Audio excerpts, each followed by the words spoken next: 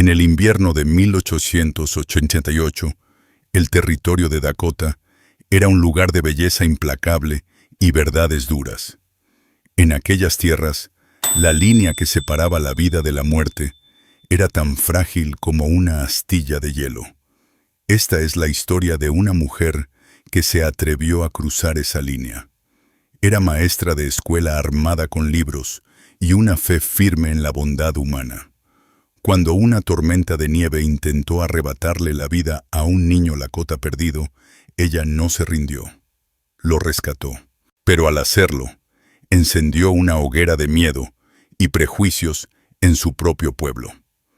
2 días después, cuando el amanecer iluminaba las llanuras cubiertas de blanco, 50 guerreros lakota se asomaron en el horizonte. No venían por un tratado. No buscaban provisiones. Venían por ella. El primer copo de nieve de aquel día fue un engaño. Un cristal perfecto que cayó despacio hasta posarse en la ventana helada de la escuelita de Cottonwood Creek, tan frágil como una promesa. Vivian Hayes interrumpió la tiza con la que marcaba el abecedario para mirarlo derretirse. Poco a poco otros comenzaron a caer un fino polvo que parecía espolvorear de azúcar la llanura congelada. Los niños envueltos en lana y tela hecha en casa la acompañaron en ese silencio, sus ojos brillando con la sencilla alegría de la nieve que llega. Para el mediodía, aquella ilusión se transformó en amenaza. El cielo, que apenas unas horas antes era de un azul claro y firme, se había vuelto de un gris de pizarra. El viento, antes un susurro juguetón, comenzó a golpear con furia las esquinas de la pequeña construcción de madera. Vivian, formada en Boston, pero con 5 inviernos en las praderas, conocía esa música.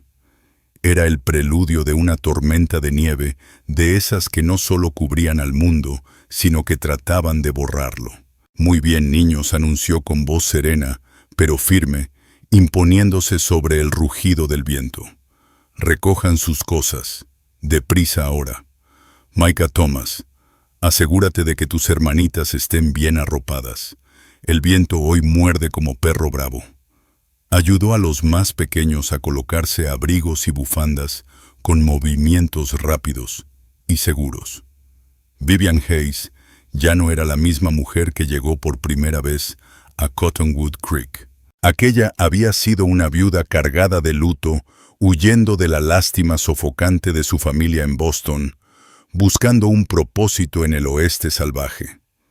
Llegó ingenua con teorías de enseñanza y un baúl repleto de libros sin preparación para los inviernos aplastantes ni las tensiones latentes de la frontera. La Vivian de ahora era distinta. La llanura había limado toda suavidad de su carácter. Sus manos, aunque aún finas, estaban endurecidas. Su mirada era firme, su espíritu recio. Había aprendido que sobrevivir allí no era un concepto filosófico, sino un arte práctico. Se quedó en la puerta. La última en salir fue la pequeña Sarah Miller, recibida por su padre, un herrero robusto, cuyos hombros ya estaban cubiertos de nieve. «Llévala con cuidado, señor Miller. Dígale a Marta que atranque la puerta». «Está bien, señorita Hayes. Usted haga lo mismo», gritó por encima del viento, mientras ya giraba a su familia hacia el torbellino blanco que crecía sin piedad. En pocos segundos se desvanecieron. Sus siluetas pequeñas fueron tragadas por la tormenta. Vivian se quedó sola. La escuelita, normalmente llena de risas y el ruido de pasos inquietos, cayó en un silencio extraño, apenas roto por los crujidos del techo y el rugido incesante del viento. Con calma, comenzó sus preparativos contra la nevada. Metió trapos en las rendijas de las ventanas, revisó el cerrojo de la pesada puerta de madera y echó otro leño al fogón de hierro, que era el corazón cálido del lugar. Aquel salón era su refugio, una isla de civilización en un solo cuarto. Se levantaba en el borde mismo de Cottonwood Creek, la última construcción antes de que el llano abierto corriera sin interrupción hacia las colinas negras. Era un puesto solitario, pero había aprendido a apreciar esa soledad. Durante las siguientes 24 horas, el mundo dejó de existir. La tormenta era un ser vivo, una bestia blanca que se arrojaba contra su diminuta fortaleza. La nieve se acumuló más allá de los alféizares, hundiendo el cuarto en un crepúsculo fantasmal. El viento aullaba, gemía y retumbaba. Vivian leía a la luz de una lámpara de queroseno palabras de Shakespeare y Dickens que servían como frágil escudo contra la furia de los elementos. Racionaba la comida, derretía nieve para beber y se hablaba a sí misma para espantar el silencio sofocante. Fue en la mañana del segundo día cuando escuchó aquel sonido. Al principio pensó que era un engaño del viento, otra voz dentro de su coro aterrador. Era un golpe sordo, rítmico, pum pum pum bajo y desesperado. Estaba cerca, demasiado cerca. El corazón se le subió a la garganta. Nadie estaría afuera en esto. Nadie podría estar afuera en esto. Pum pum pum. Venía de la parte trasera de la escuelita, cerca del cobertizo de leña. El miedo frío y agudo le punzó la piel. Podría ser un animal atrapado, un lobo o un coyote enloquecido por la ventisca. O podía ser algo peor. Historias de hombres desesperados, forajidos, sorprendidos en tormentas, corrían en las fogatas del pueblo. Aferrando un atizador de hierro del fogón, Vivian descorrió el pestillo de la puerta trasera. El viento se la arrancó de las manos azotándola contra la pared exterior. Una pared de nieve y aire helado irrumpió en la habitación, robándole el aliento. Entrecerró los ojos ante el caos cegador, levantando la mano para cubrirse el rostro. Y entonces lo vio. No era un hombre ni una bestia. Era una figura pequeña y oscura contra la nieve, encogida junto al montón de leña. Un niño. Por un instante se quedó paralizada su mente, negándose a aceptar lo imposible. Luego el instinto de sobreviviente de la llanura tomó el control.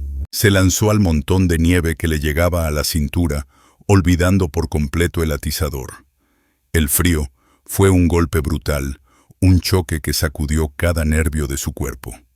Avanzó con dificultad los pocos metros hasta el montón de leña. El niño era un varoncito de no más de 7 u 8 años. Era Lakota. Sus ropas de piel de venado y conejo estaban rígidas por el hielo. Una capa de nieve se aferraba a su cabello negro y a su rostro amoratado por el frío. Tenía los ojos cerrados. Estaba tan inmóvil, tan congelado, que pensó que ya no respiraba.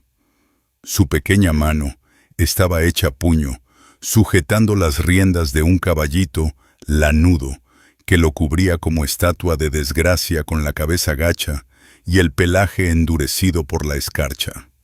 El golpeteo rítmico había sido el animal arañando con sus cascos el montón de leña en un intento desesperado por despertar a su pequeño dueño. «Ay, pobrecito», murmuró Vivian, sus palabras arrancadas por el viento. Con una fuerza que ni ella sabía que tenía, cargó al niño en brazos. Era alarmantemente liviano, un frágil bulto de hueso y hielo. Avanzó tambaleándose entre los montones de nieve, mientras el viento parecía querer arrancárselo de los brazos. Finalmente, logró entrar de nuevo, cerrando la puerta de un portazo contra la tormenta y cayendo de rodillas sobre el suelo de madera, con el niño pegado a su pecho. Apenas respiraba. Su piel tenía el color de la ceniza y estaba tan fría que parecía piedra. Ella sabía de congelamiento de la muerte, que avanzaba lenta con la hipotermia. Tenía que actuar rápido. Lo llevó hasta la estufa, colocándolo con cuidado sobre la alfombra trenzada frente al calor. Sus dedos torpes por el miedo y el frío trabajaron los nudos congelados de su ropa. Le quitó las capas heladas de piel y pelaje, dejando al descubierto un cuerpo delgado que temblaba débilmente. La piel estaba manchada con rojos encendidos y blancos mortales.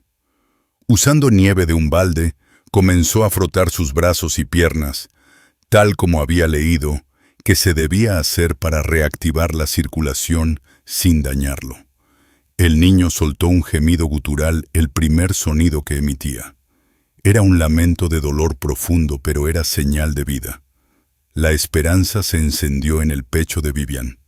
«Está bien», susurró más para ella que para él. «Está bien. Ya estás a salvo». Lo envolvió en sus propias mantas de lana, amontonándolas sobre su pequeño cuerpo. Preparó un té dulce y ligero en la estufa, y cuando estuvo lo bastante consciente para tragar, le pasó lentamente la bebida tibia entre los labios resecos. Durante horas no hizo otra cosa. Lo atendió con una concentración absoluta, olvidándose del mundo exterior y del pueblo de Cottonwood Creek.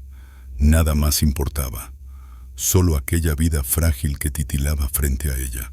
Mientras lo atendía, notó una pequeña bolsa de cuero adornada que colgaba de un cordón en su cuello. Estaba cubierta con cuentas en diseños detallados, y él la sujetaba con tanta fuerza que los nudillos se le veían blancos, incluso en su estado medio inconsciente. Ella no se atrevió a tocarla. Era evidente que tenía un valor profundo, una parte de él que ella no tenía derecho a profanar. Conforme el calor regresaba lentamente a su cuerpo, comenzó a temblar con violencia, lo cual era buena señal. Sus ojos tan oscuros y brillantes como la obsidiana mojada se abrieron entre parpadeos. No estaban llenos de miedo, sino de una confusión honda y cansada. Miró a la mujer, luego a las paredes de madera desconocidas, después a la estufa de hierro tan extraña. Trató de hablar, pero apenas salió un ronco murmullo seco. «Shh», lo calmó Vivian, colocando un paño húmedo en su frente. «Descansa. Mi nombre es Vivian. Aquí estás a salvo». Él no entendía las palabras, pero parecía captar la ternura del tono. Sus ojos volvieron a cerrarse, esta vez no por el estupor del hielo, sino en un sueño verdadero, reparador. Vivian se dejó caer sobre sus talones, el cansancio cayéndole encima como una ola pesada. Miró del pequeño Lakota dormido hacia las ventanas, todavía cubiertas por completo de nieve. El viento había empezado a bajar su furia, su chillido, transformándose en un gemido doliente. La tormenta se apagaba, y con esa certeza entró en ella un frío distinto. No era el de la ventisca, sino el escalofrío del temor a lo que vendría después. No solo había metido a un niño para salvarlo de la tormenta. A los ojos de Cottonwood Creek, había dejado entrar al enemigo en su propia casa. El amanecer del tercer día llegó sobre un mundo transformado. El temporal había pasado, dejando un paisaje de silencio absoluto y de blanco deslumbrante. El sol, un disco pálido en un cielo desteñido, proyectaba largas sombras azules sobre los montículos esculpidos que habían sepultado cercas y vuelto la pradera irreconocible. Dentro de la escuelita el aire estaba tibio y olía a humo de leña y a hierbas hervidas. El niño, cuyo nombre ella aún ignoraba, dormía profundamente. El color había regresado a sus mejillas y su respiración era tranquila y pareja. Vivian había pasado la noche cabeceando en una silla junto a la estufa, despertando a cada ruido que él hacía. Incluso había logrado meter al caballito medio congelado en el pequeño cobertizo de leña, dándole heno y agua. Era un milagro que el animal siguiera con vida. La primera señal de que el pueblo volvía a moverse fue el sonido de palas. Golpes sordos y raspaduras se oían a lo lejos mientras los hombres de Cottonwood Creek empezaban a abrirse paso entre la nieve. Vivian comprendió que su aislamiento había terminado. Ordenó el salón, preparó un poco de avena para ella y para el niño, y se templó el ánimo. El primer visitante no fue sorpresa. El sheriff Brody era un hombre tallado en la misma piedra dura que las sierras cercanas. Alto, delgado, con el peso de su cargo marcado en los surcos permanentes de su frente. No era un mal hombre, lo sabía Vivian, pero sí uno práctico. Un hombre cuya prioridad era evitar los problemas antes de que estallaran. Y ella comprendía con una certeza que le pesaba en el alma que aquel niño dormido junto a su estufa sería para él la definición misma de un problema. Tocó una sola vez un golpe seco y autoritario antes de empujar la puerta. Sus ojos, acostumbrados al reflejo de la nieve brillante, tardaron en adaptarse a la penumbra del interior. Recorrieron el cuarto registrando cada detalle hasta detenerse en el bulto de mantas junto a la estufa. Se quedó inmóvil en el umbral, su gesto endureciéndose. Señorita Hayes, dijo con voz grave, un murmullo profundo. Entró cerrando la puerta tras de sí. No se quitó el sombrero. Martha Miller dijo que se había quedado aislada aquí. Vine a comprobarlo. Parece que tuvo compañía. Se perdió en la tormenta, sheriff, contestó Vivian con voz pareja. Se colocó instintivamente entre Brody y el pequeño dormido, un gesto protector. Habría muerto. Su caballito está en el cobertizo medio congelado. Brody se acercó, sus botas pesadas resonando en las tablas del piso. Se inclinó a mirar al niño. Un Sioux. No era una pregunta. En esa región era la suposición automática. Es un niño, Sheriff Brody. Eso es cierto, concedió Brody enderezándose. Miró a Vivian y ella pudo ver el cansancio y la frustración en sus ojos. Y su gente va a venir a buscarlo. Cuando encuentren las huellas de su caballo llegando a este pueblo, ¿qué cree que pensarán? Pensarán que su hijo fue rescatado de la nevada, replicó Vivian, con un dejo de desafío en la voz. Brody soltó una risa breve, incrédula. Con todo respeto, señorita Hayes, ha leído demasiados de esos libros finos del este. Ellos no van a pensarlo así. Nosotros tampoco. Hizo un gesto vago hacia el pueblo. Usted sabe la historia. Sabe de los ataques al norte la primavera pasada. La gente anda con los nervios de punta. Un niño indio muerto es una desgracia. Uno vivo aquí mismo en la orilla del pueblo. Eso es una bomba de tiempo. Antes de que Vivian pudiera contestar, la puerta volvió a abrirse. Esta vez entró Silas Croft, dueño del rancho más grande de la zona, el Triple C. Era un hombre cuya riqueza no lo había suavizado. Al contrario, había endurecido sus prejuicios. Corpulento, de rostro rojizo y con unos ojos pálidos y atentos que no dejaban escapar nada. Había perdido a un hermano en un choque con una partida Cheyenne hacía 10 años y había alimentado ese rencor como si fuera una llama sagrada.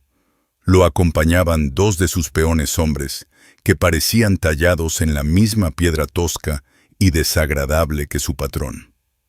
Brody, me enteré, empezó Croft.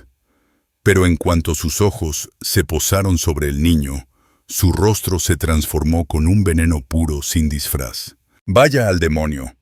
¿Qué diablos hace esa cosa aquí adentro? Es un niño, señor Croft, respondió.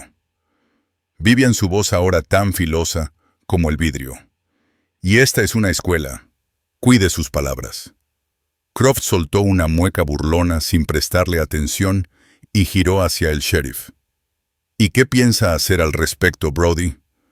No puede permitir que lo tenga aquí. Todo el pueblo está al borde. La noticia, al parecer, corría más rápido que una pala en la nieve. La entrada ya estaba llena de rostros curiosos y asustados. Al frente estaba la señora Gable, la corpulenta esposa del tendero, con los ojos desorbitados entre el terror y el chisme sabroso. Vendrán por él, susurró lo bastante alto para que todos escucharan. Habrá un ataque, nos van a quemar vivos en nuestras camas. Un murmullo de aprobación recorrió al grupo. El miedo, entendió Vivian, era como una plaga, y Silas Croft era su propagador más fervoroso. Tranquilos todos, dijo Brody levantando la mano. pero su autoridad sonaba frágil, quebradiza. Déjenme a mí manejar esto. Manejarlo como exigió Croft. Entrégueme a ese chamaco. Mis hombres y yo lo llevaremos a unas millas del pueblo. Su gente podrá hallarlo allí. Es lo más seguro. El sentido oculto pesaba en el aire. Abandonarlo en la nieve. Dejar que la llanura terminara el trabajo. De ninguna manera, dijo Vivian, su voz resonando firme sin ira. No lo tocarán. Está bajo mi protección. Croft dio un paso hacia ella, su cara enrojecida de rabia. Tu protección. Eres una mujer sola en una caja de madera, señorita Hayes. No tiene idea de lo que ha hecho. Sus ojos volvieron al niño y por un instante Vivian percibió algo más que odio. Fue un destello de codicia, de atención fija, cuando su mirada se enganchó en la pequeña bolsa de cuero que el niño aún sujetaba en su mano dormida. Fue apenas un parpadeo, pero estaba allí. Tiene razón, señorita Hayes, intervino el sheriff, ahora con tono suplicante. Esto es más grande que usted y que este niño. Esto tiene que ver con la seguridad de Cottonwood Creek. La seguridad que me importa ahora es la suya, replicó Vivian con firmeza. Y lo que necesito es un doctor, no una turba. La mención de un médico abrió paso a una nueva figura entre la multitud. El doctor Elias Vance, un hombre callado y reflexivo, hombre de ciencia, que casi siempre parecía fuera de lugar entre rancheros endurecidos y colonos curtidos.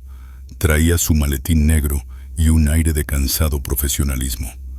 «Déjenme pasar», dijo su voz, sin el estruendo de Croft, pero con una autoridad serena.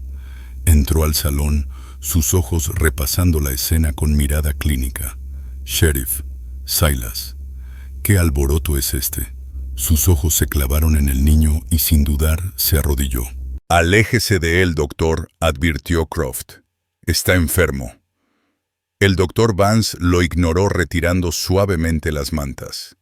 Le tomó el pulso, revisó sus ojos y palpó su frente. Sufre de hipotermia severa y congelamiento, pero la fiebre es controlable. Es un niño fuerte. Alzó la vista hacia Vivian. Le salvó la vida, señorita Hayes. Una hora más allá afuera y... Se interrumpió negando con la cabeza. Empezó a atender los dedos y pies entumidos del pequeño, aplicando un ungüento de su maletín. El niño se agitó despertado por el contacto del médico.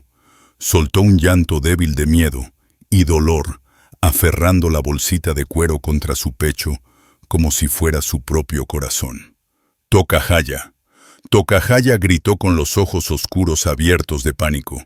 Croft soltó una carcajada áspera y cruel. «Lo oyen, escupan esa lengua del demonio». Pero el doctor Vance levantó la vista pensativo. «Eso es Lakota. No suena como un grito de guerra. Suena como si estuviera asustado». Los ojos del niño recorrieron el cuarto topándose con los rostros blancos y hostiles que lo rodeaban. Se encogió, tratando de hundirse en el suelo. Su mirada encontró a Vivian, la única que le había mostrado calor y bondad. Instintivamente se arrastró más cerca de ella, su manita aferrándose a un pliegue de su falda. Ese gesto cambió todo. Fue una súplica silenciosa, desesperada de protección. Para Vivian significó una decisión inquebrantable. Para Silas Croft resultó una imagen insoportable. «Mírenlo», escupió con rabia. «Ya la tiene enganchada. Así es como empieza. Mandan a sus críos para ablandarnos antes de atacar». «Basta, Silas», dijo el sheriff Brody al fin recuperando aplomo. «Esto se está saliendo de control. Todos afuera. Regresen a sus casas. Dejen que el doctor y yo nos encarguemos de esto». A regañadientes la multitud se fue dispersando, aunque Croft y sus hombres permanecieron en la puerta con el rostro cargado de tormenta. La señora Gable salió apresurada, sin duda dispuesta a llevar el chisme adornado con cada suspiro a todos los rincones del pueblo. Cuando al fin quedaron solos, Brody se volvió hacia Vivian con expresión severa. Señorita Hayes, tiene hasta el anochecer. Necesita decirme qué piensa hacer. Porque para la mañana, este pueblo va a ser como una mecha encendida, y no estoy seguro de poder detenerlos cuando regresen por este niño. El doctor Vance terminó su labor, guardó sus cosas en el maletín. Miró el rostro decidido de la maestra, luego al pequeño dormido, y después al sheriff cansado. Hizo lo correcto, Brody dijo en voz baja. Lo correcto y lo seguro no siempre son lo mismo aquí afuera. Elias, respondió Brody, ajustándose los guantes. Y ahora mismo me preocupa mucho más lo que es seguro. Le dio a Vivian una última mirada larga, mezcla de advertencia y de admiración contenida. Luego salió, dejando que el aire helado se colara tras de él. Vivian se quedó en el cuarto silencioso, la manita del niño aún aferrada a su falda. El pueblo ya no era una comunidad de vecinos, era una amenaza. La escuelita ya no era un lugar de enseñanza. Se había convertido en una fortaleza. Y en el horizonte más allá del mar interminable de blanco, casi podía sentir los ojos buscadores de la gente del niño. Brody estaba equivocado. El barril de pólvora no era el niño. El barril de pólvora era el pueblo mismo. Y Silas Croft acababa de encender la mecha. Las horas tras el ultimátum del sheriff se deshicieron una en otra cargadas de una tensión casi tan asfixiante como la ventisca misma. El sol arrastraba su recorrido por el cielo, ofreciendo luz sin calor, una claridad dura que exponía su dilema. Cottonwood Creek guardaba silencio, pero era el silencio enroscado de una víbora antes del ataque. Desde su ventana, Vivian alcanzaba a ver a los hombres reunirse en pequeños grupos frente a la tienda y la cantina, sus cuerpos rígidos, sus miradas volviendo una y otra vez hacia la solitaria escuela en lo alto de la loma. El niño, al que ella había decidido llamar Chatón, nombre que recordaba de un cuento de un comerciante halcón, ya estaba despierto del todo. Débil, pero lúcido, comió la avena. Sus ojos oscuros la observaban con una curiosidad cautelosa. No podían hablarse con palabras, pero habían empezado a entenderse en un idioma propio, un lenguaje de gestos, de miradas compartidas, de esa comprensión universal entre quien cuida y un niño. Cuando ella le sonrió en su rostro, apareció una sonrisa tímida vacilante. Cuando le acomodaba las cobijas, él respondía con una leve inclinación de cabeza, casi ceremonial. Nunca soltaba la bolsita de cuero. La sostenía en su regazo mientras comía, y al descansar la apretaba contra su pecho. La curiosidad de Vivian hacia ese objeto crecía sobre todo después de recordar el brillo codicioso en los ojos de Silas Croft. No era un simple adorno, tenía un significado profundo. El doctor Vance regresó al caer la tarde, no con su maletín de médico, sino con una canasta. Pensé que le vendrían bien algunas provisiones, dijo colocándola sobre el escritorio. Venía llena de pan, carne salada, un frasco de conservas y un pequeño bloque de queso. Y esto, sacó un pesado revólver Colt y una caja de cartuchos. Vivian miró el arma como si fuera una serpiente. No sé cómo usar una de esas cosas.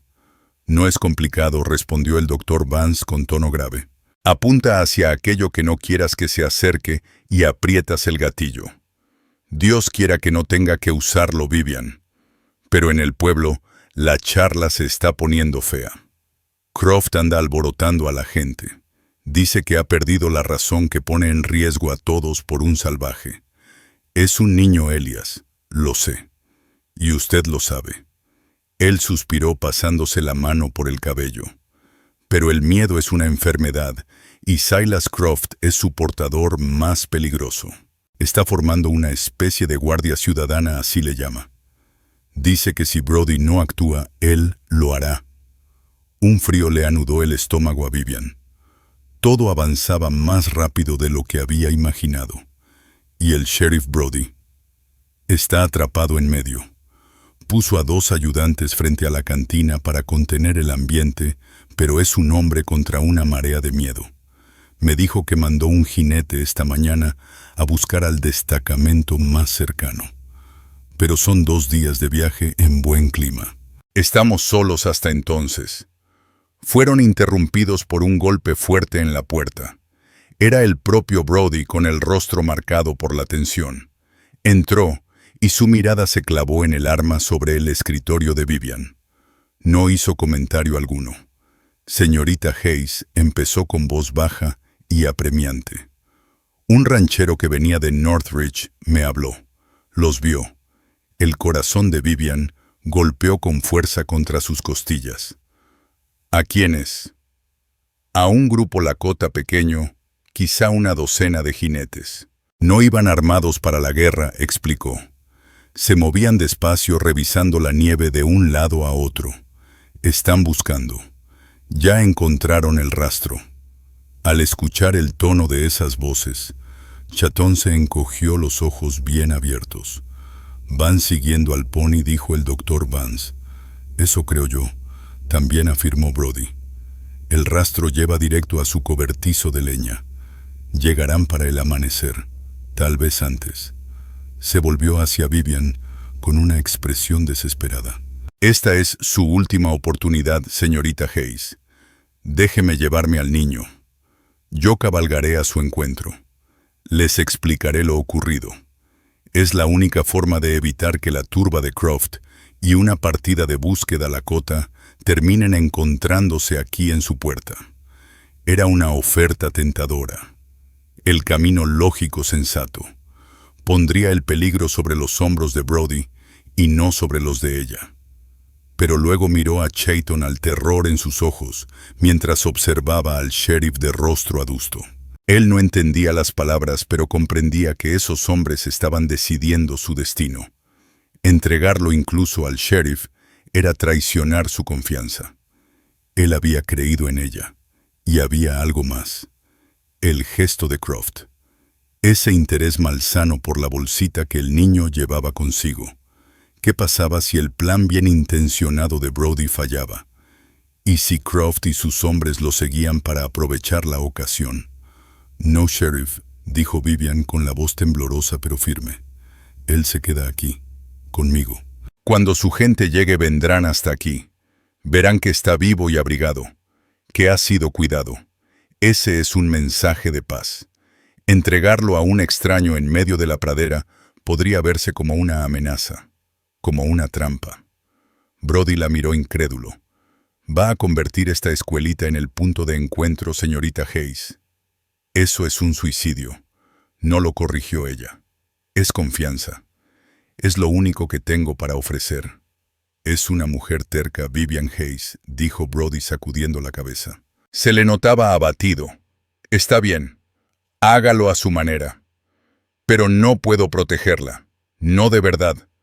Cuando aparezcan en esa colina y todo el pueblo los vea, no podré contener a Croft. Su gente lo verá como una invasión. Se dio la vuelta y salió sus hombros, transmitiendo un desaliento total. Cuando el atardecer tiñó la nieve de tonos violetas y rosados, el doctor Vance tomó una decisión. «Me quedo», anunció él. «Elias, no puedes. Tienes esposa. Te verán como traidor». «Mi esposa fue quien empacó esa canasta», respondió con una sonrisa seca. «Ella sabe lo que es ser extranjera en tierra ajena. Y además, alguien debe quedarse aquí para distinguir entre un niño enfermo y una declaración de guerra. Ese alguien claramente no es Silas Croft. Así que se prepararon para un asedio. Atrancaron las puertas del frente y de atrás. El doctor Vance le mostró a Vivian cómo cargar y revisar el revólver, sus manos firmes, sus instrucciones claras y precisas. Ella sostuvo aquel metal frío y pesado, sintiendo su peso extraño. Le parecía una rendición a la violencia misma que intentaba evitar. La noche cayó honda y absoluta. La luna era apenas una astilla ósea en el cielo negro, como tinta dando poca luz. El pueblo de Cottonwood Creek era un conjunto de cuadrados amarillentos apagados, pero la escuelita permanecía en sombras. Mantuvieron la lámpara baja sin querer ofrecer un blanco claro. La estufa barrigona era su único consuelo. Su resplandor anaranjado y suave empujaba a las sombras hacia atrás. Chatón, agotado por el miedo del día, se había dormido de nuevo. En sueños, murmuraba palabras en su lengua con el ceño fruncido. Una vez extendió la mano, y Vivian, sin pensarlo, tomó la suya. Sus deditos se cerraron sobre los de ella, un gesto reflejo de confianza que le provocó un nudo en el corazón. Cerca de la medianoche escucharon gritos desde el pueblo, voces borrachas y coléricas. La pandilla de Croft. «Salga, maestra», vociferó una voz pastosa, cargada de amenaza. «Entréguenos al salvaje antes de que le corte la garganta en su sueño. Dénoslo, nosotros nos encargamos como se debe».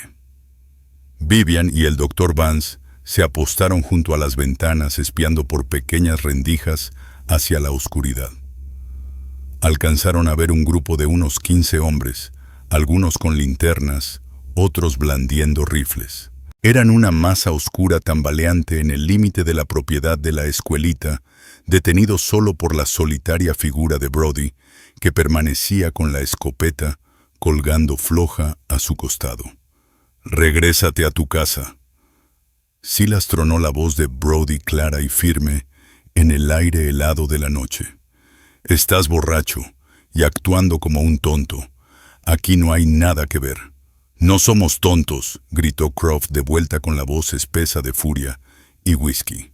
«Estamos protegiendo a los nuestros. Algo que parece que tú ya olvidaste hacer.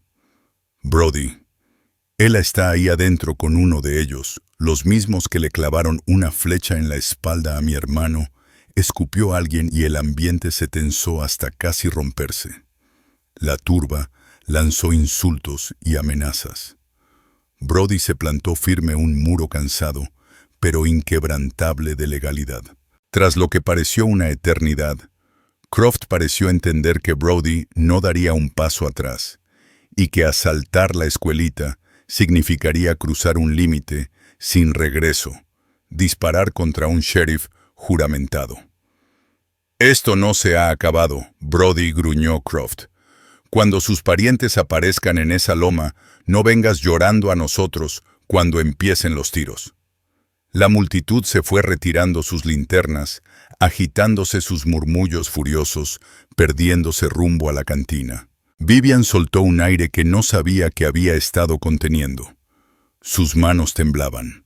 «Lo dice en serio», murmuró el Dr. Vance, el rostro pálido bajo la escasa luz. «En cuanto vean a los Lakota, esto va a estallar». Vivian miró al niño dormido tan pequeño, tan inocente del torbellino de odio que había provocado sin querer. Lo había salvado de la tormenta de nieve y hielo. Ahora tenía que salvarlos a todos de otra tormenta, la del miedo y el rencor. Él se acomodó en la silla para otra vigilia interminable, el peso frío del revólver sobre el escritorio a su lado, recordándole de forma constante y aterradora lo mal que podía terminar todo. Aquella fortaleza hecha de libros y polvo de gis se sentía frágil como cristal, y el amanecer ya se acercaba. El alba llegó, no con un rubor suave, sino como un desvelo implacable. La luz gris se deslizó sobre las llanuras del este, robándole el color a la noche y revelando un mundo en blanco y negro. La nieve era un lienzo inmenso e intacto, el cielo una tapa de acero bruñido. Sobre todo reinaba un silencio denso, expectante, casi sagrado. Dentro de la escuelita los tres ya estaban despiertos. Vivian le había dado a Chayton el último pan con mermelada. Él lo masticaba serio con la mirada, desviándose de vez en cuando hacia las ventanas, como si también pudiera presentir el desenlace que se avecinaba. El Dr. Vance se mantenía junto a la ventana del frente en guardia, bebiendo a sorbos un café ya tibio. Vivian sintió como una calma extraña la invadía. El tiempo del miedo y la duda había pasado. Las consecuencias de sus decisiones ya no eran una posibilidad futura, venían cabalgando hacia ella con la luz de la mañana. Fue el doctor Vance quien los vio primero. Vivian dijo con la voz baja, sin pánico, pero cargada de gravedad: «Deberías ver esto». Ella se acercó con el corazón golpeando lento y pesado en el pecho. Asomó la mirada siguiendo la línea de su vista hacia la loma baja y alargada que se dibujaba en el horizonte del norte. Al principio no había nada, solo la línea nítida de la cresta contra el cielo pálido. Luego apareció una silueta oscura, después otra y otra más. Emergían de un pliegue de la pradera como fantasmas que brotaban de la tierra. No eran una docena de jinetes como había dicho el ranchero. La partida de búsqueda había crecido. Alcanzaron la cima de la loma y se detuvieron sus siluetas recortadas contra el cielo de la mañana. Eran una visión impresionante y aterradora. No se trataba de un grupo desordenado. Permanecían montados en sus caballos formando una fila larga y silenciosa, un mural viviente de propósito y fuerza. Vivian empezó a contar. 10, 20, 30. Su cuenta se quebró, el aliento atascándose en su garganta. Tenían que ser 50. 50 jinetes, sus respiros levantándose en nubes blancas, en el aire helado, con lanzas adornadas de plumas oscuras que se mecían en la brisa leve. Estaban demasiado lejos para distinguir sus rostros, pero esa quietud colectiva resultaba más intimidante que cualquier grito de guerra. La alarma en Cottonwood Creek fue inmediata. Un hombre salió de la herrería lanzando un grito, luego otro. Las puertas se abrieron de golpe. La gente llenó la calle polvorienta sus caras, una mezcla de terror crudo y amarga confirmación. Eso era lo que habían temido. Ese era el infierno que Croft les había anunciado. «Ya llegaron», chilló la señora Gable desde el porche de la tienda general. «Santo Dios, es una partida de guerra». De pronto el pueblo parecía un hormiguero pateado. Los hombres corrieron por sus rifles. Las mujeres arrastraban a los niños llorosos hacia el interior de las casas. Y en medio del caos apareció Silas Croft. Salió del salón con un rifle en la mano, el rostro encendido de un fervor triunfante y terrible. A las armas rugió su voz, expandiéndose en el aire helado. «La partida está llamada, Brody, ya no puede detenernos. Hoy se acaba esto». Sus hombres, los 15 de la noche anterior y otra docena más, arrastrados por el pánico, se agruparon a su alrededor. Ya no eran una turba ebria. Ahora eran una milicia temerosa cohesionada detrás de quien daba voz a sus prejuicios más hondos. El sheriff Brody salió de su oficina con la escopeta en mano. «Mantengan sus posiciones», gritó tratando de frenar a los hombres de Croft. «No sean insensatos, no disparen a menos que les disparen». Pero casi nadie lo escuchaba. Se desplegaron buscando refugio detrás de carretas, pilas de agua y las esquinas de los edificios, con sus rifles apuntando todos hacia la misma dirección, la pequeña escuela, y la línea muda de jinetes sobre la loma detrás de ella. Ya habían hecho su cálculo. La escuelita era el punto de ignición.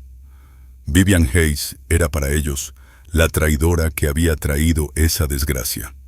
Desde la ventana, Vivian observaba la escena desarrollarse con una claridad espantosa. Estaba atrapada entre dos fuegos. Frente a ella, el pueblo al que había tratado de servir se había convertido en una hilera de fusiles alimentados por el odio. Detrás, aquella fuerza desconocida en la loma, una partida de padres desesperados, malinterpretada como un ejército de venganza. Chatón, al escuchar el alboroto, comenzó a temblar. Emitió un gemido bajo y señaló con un dedo tembloroso hacia la loma. Ocho susurró la palabra cargada de esperanza y miedo al mismo tiempo: «Padre». Los jinetes en la cresta comenzaron a moverse no en una embestida salvaje, sino en una marcha lenta y deliberada.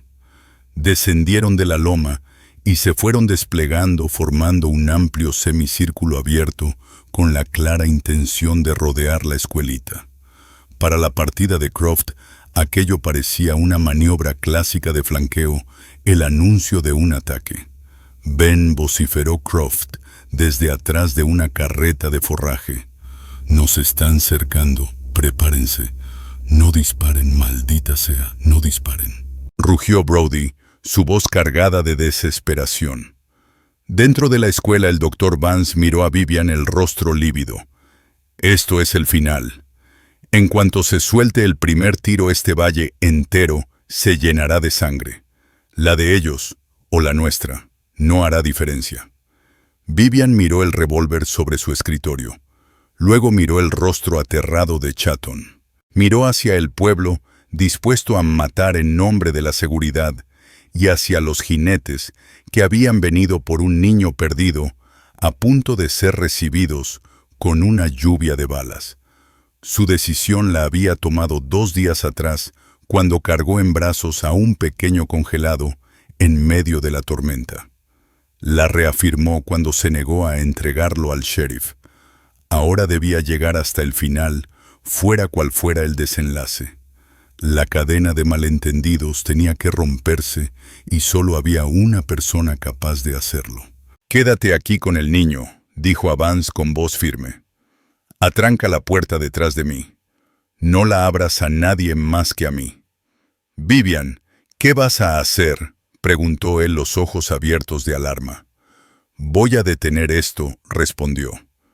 Se ajustó el rebozo grueso de lana que traía sobre los hombros, apretándolo contra el pecho.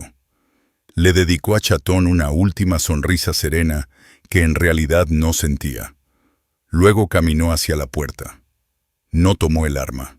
Colocó la mano sobre el pasador. Respiró hondo y salió a la luz brillante y terrible. El instante en que Vivian Hayes puso un pie fuera de la escuela, un murmullo de asombro recorrió el terreno nevado. Para los habitantes del pueblo era un acto de locura. Para Silas Croft, la traición definitiva. Para el sheriff Brody, un gesto de absoluta insensatez o de un valor imposible. Ella se quedó en el pequeño porche de madera, una figura oscura y solitaria en un mundo cubierto de blanco. El aire helado se le clavaba en los pulmones. No miró al pueblo. No miró a los hombres armados escondidos tras sus improvisadas barricadas.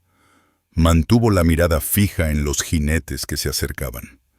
Ya estaban lo bastante cerca para distinguir los detalles de sus ropas de invierno, el vapor que salía a borbotones de las narices de los ponis, las expresiones serias e impenetrables en sus rostros. Redujeron la marcha al verla su formación deteniéndose quizá a unos 200 metros. Estaban a la expectativa observando. Un jinete justo en el centro de la línea espoleó a su caballo hacia adelante. Era evidente que él era el jefe. Era un hombre de presencia imponente, el rostro endurecido por el dolor y la autoridad, los hombros cubiertos con una gruesa piel de bisonte. No llevaba fusil, solo una lanza adornada con plumas de águila erguida como señal de su rango. Vivian comprendió de inmediato que debía ser el padre del niño. «Señorita Hayes, regrese adentro». La voz del sheriff Brody rompió el silencio helado. «Por el amor de Dios, mujer, ¿qué está haciendo?» «Se está entregando a ellos», bramó Croft con un tono cargado de desprecio. «La traidora está mostrando sus verdaderos colores». Vivian los ignoró. Bajó un escalón del pórtico, luego otro, sus botas hundiéndose en la nieve profunda. Empezó a caminar despacio, con paso firme, alejándose de la escuelita y avanzando hacia el espacio abierto entre los dos bandos armados. Cada paso era un tormento de voluntad. Los rifles del pueblo apuntaban hacia su frente. Se sentía expuesta, terriblemente frágil, como el único hilo que evitaba que dos fuerzas inmensas se estrellaran entre sí. Caminó 50 metros, luego 100. La escuela quedó atrás el murmullo del pueblo distante. Ahora estaba sola en medio de aquella vasta y silenciosa arena. Se detuvo. Sintió la mirada del líder clavada en ella, intensa y escrutadora. Sabía que no entenderían sus palabras, pero el lenguaje de una madre, de una protectora, era universal.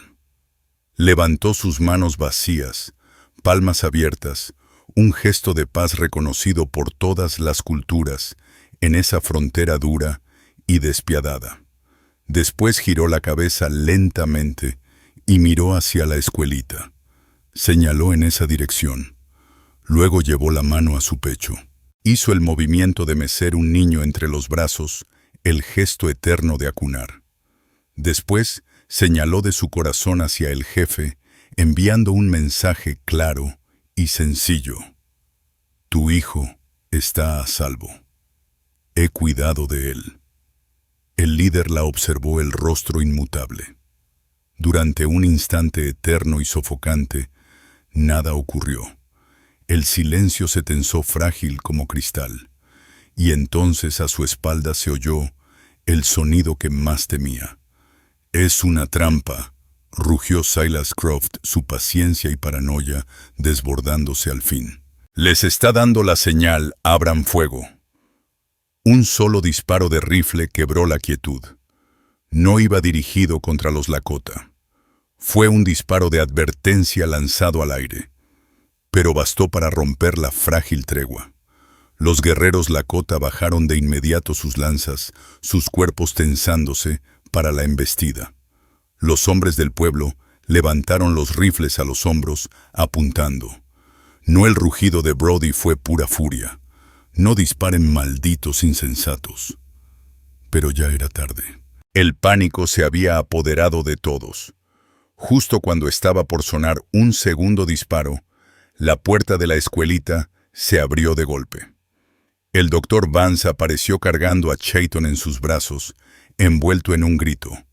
«Tejate». Esa sola palabra atravesó la tensión como un cuchillo. La expresión pétrea del jefe se quebró al fin. Una ola de alivio puro incontestable cruzó su rostro. Soltó una orden tajante en su propia lengua. Sus guerreros no cargaron. Relajaron sus posturas alzando nuevamente las lanzas. La amenaza por un instante se disipó. Pero Silas Croft no iba a renunciar a su ansiada violencia. Al ver al niño, al ver cómo su trofeo estaba a punto de regresar, su codicia superó toda prudencia. La bolsa. Tenía que quedarse con la bolsa. «Es una trampa, están usando al niño como escudo», gritó saliendo de su escondite detrás del carro.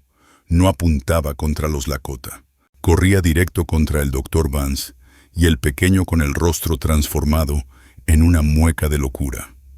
«Entrégame al niño», el sheriff Brody, al descubrir la verdadera intención de Croft en aquella carrera desenfrenada, al fin tomó su decisión. Ya no era un hombre atrapado en medio. Era un agente de la ley, testigo de un delito. «Detente, Croft», ordenó. Croft lo ignoró, cerrando la distancia hacia la escuelita. Pero no llegó. Vivian, al ver su embestida, reaccionó de inmediato. Corrió de vuelta a sus pies, hundiéndose en la nieve, interceptándolo justo cuando alcanzaba el pórtico. Se lanzó sobre él, aferrándose a su rifle, tratando de arrebatárselo. No tenía la fuerza para igualarlo, pero su acción desesperada lo frenó, lo enredó. Él la empujó con violencia contra el suelo, alzando la culata de su rifle para golpearla. Nunca tuvo la oportunidad. Dos cosas sucedieron al mismo tiempo. El sheriff Brody, al ver un ataque directo contra una ciudadana, disparó su escopeta. No contra Croft, sino a la nieve justo frente a sus pies. El estampido fue ensordecedor, un estallido de hielo y tierra alzándose por los aires. En ese mismo instante, el jefe Lakota, al ver a la mujer que había protegido a su hijo ser agredida, lanzó un alarido de guerra y espoleó a su caballo en una carga brutal. Croft se quedó helado en su lugar. Los ojos de Croft se abrieron de terror cuando el enorme caballo de guerra se le vino encima. El jefe no usó su lanza. No la necesitaba.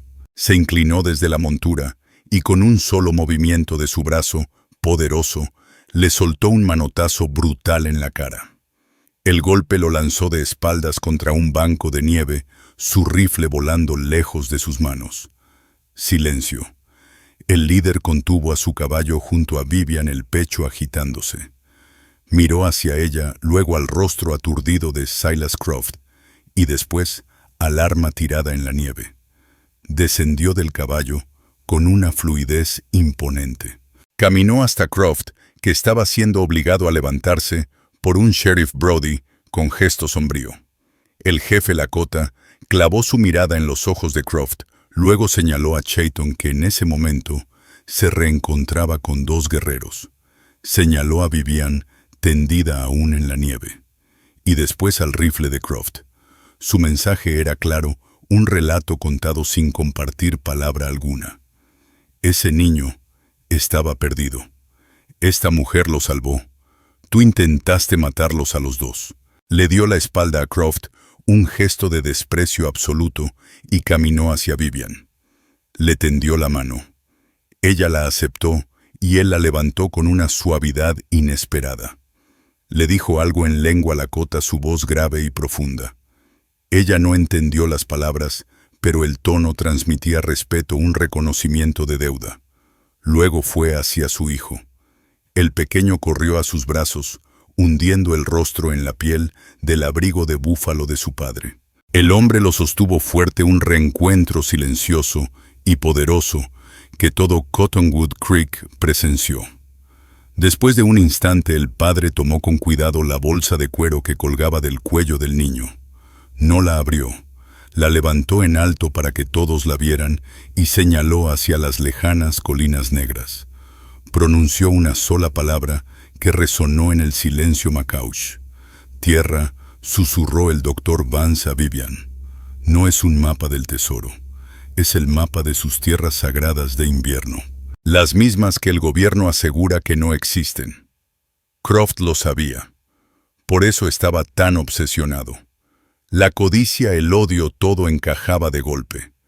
Nunca se trató de un niño perdido. Era un arrebato de tierras. El jefe Lakota, cuyo nombre sabrían después, Matawanagi, oso fantasma, montó de nuevo en su caballo. Le dirigió a Vivian una última mirada, un gesto de profundo y duradero significado. Y con su hijo montado frente a él y sus 50 jinetes, dieron la vuelta y partieron no como un ejército invasor, sino como una familia reunida al fin. Se desvanecieron al cruzar la loma, dejando, detrás quedó un pueblo atónito, un ranchero deshonrado bajo la custodia del sheriff y una maestra de escuela de pie sola sobre la nieve, con el corazón al fin en calma. La crisis había terminado. Pero Vivian Hayes sabía al mirar los rostros de la gente del poblado que para ella la historia apenas comenzaba. La historia de Vivian Hayes y los 50 jinetes no es solo un relato de la frontera perdida. Es un recordatorio poderoso de que las tormentas más peligrosas no siempre son de nieve, sino de miedo y de malentendidos. Es prueba de que el verdadero valor no consiste en empuñar un arma, sino en aferrarse a los principios cuando el mundo exige abandonarlos. La vida de una mujer se convirtió en la delgada línea entre la paz y una masacre. En un mundo pintado de blanco y negro, ella se atrevió a reconocer la humanidad en medio de ambos extremos. Si esta historia de valentía frente a lo imposible te conmovió, ayúdanos a compartirla. Dale un me gusta a este video, deja tu comentario con tus pensamientos y suscríbete a nuestro canal para escuchar más relatos verdaderos de los rincones olvidados de la historia. Cada clic nos permite mantener viva esta memoria esencial. Gracias por escucharnos.